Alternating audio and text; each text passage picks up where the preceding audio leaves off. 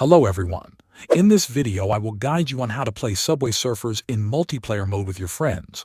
First, open the Subway Surfers game on your device. On the home screen you will see different icons. Look at the top right corner of the screen and tap on the settings button. Inside the settings you will need to connect your profile.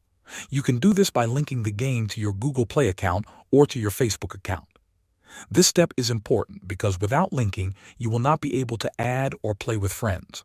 Once your profile is connected, go back to the main screen of the game. Under your top score, you will see an option called Top Run.